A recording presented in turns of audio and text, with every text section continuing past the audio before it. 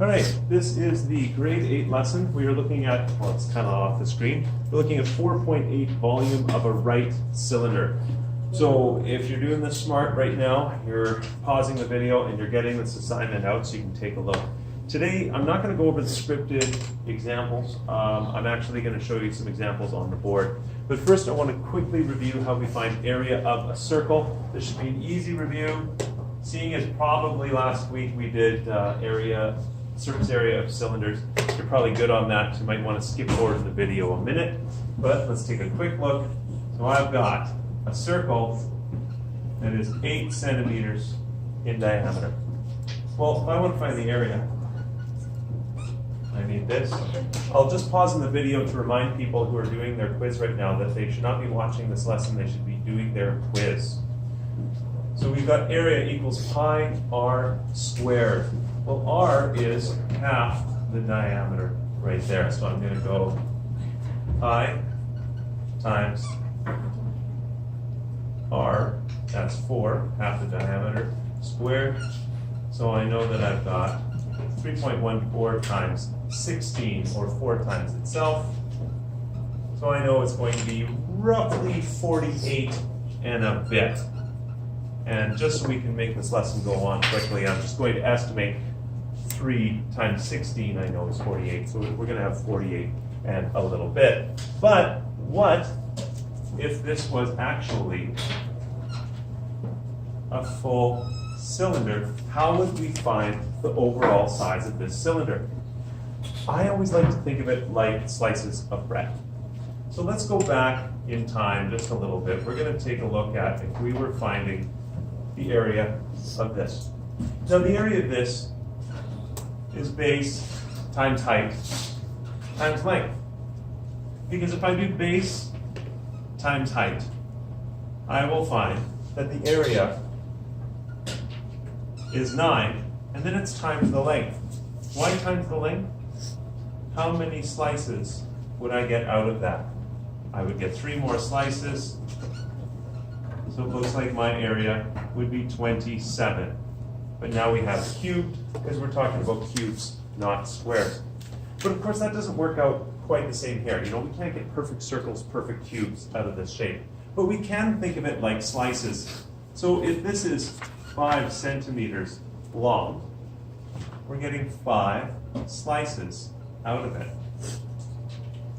So I now have the area of this circle. And if I recall, the area of this circle was roughly 48. So if we had 48 times 1, 2, 3, 4, 5 layers. So let's look at a physical example. We have here, just make sure we're recording here, we have here a solid shape. Now, last week we were looking at cylinders and the surface area, and so we actually unfolded these out into nets like this.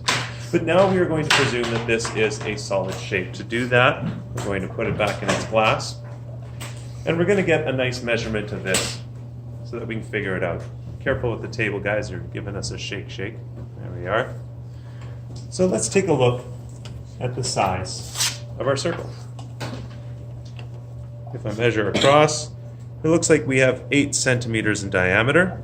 And if I look how tall it looks like we are about 8 centimeters tall. So we just did that on the board. Let's review. We had 8 centimeters right here.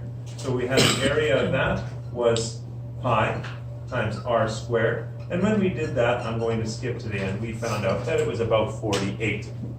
But this time, if we put this on its side a little bit, we found that it was 8 centimeters long. So if it's 48 centimeters squared on the front, and we can get a total of 8 slices out of it, we now have 8 times 48. Well, my estimate, that's close to 50. 8 times 50 is 400. But let's get ourselves an overall formula. Because I remember last week, I had one student come to me and they said, is this an overall formula for it? Well, my overall formula for the area or volume of a cylinder would be pi r squared times the height or length. We had pi r squared defined here times the height or the length, or how many levels. Now this is a pretty quick lesson, but also I think because we've done right rectangular prisms and their volume, and we've done the surface area of prisms, this one does get a little bit faster, as we have all of the basics ready and in tow for this. Now, I haven't gone through the actual examples from the assignment, but I'm going to trust that you have this assignment beside you. You can look through the examples. If you're not sure, compare once more to here. Talk to a friend, or come see Mr. Ewart. He's happy to help you on all his breaks. Kind of odd that I'm talking about myself in the third person, but then again, it's also odd that I'm a digital human right now, not real. Bad on that.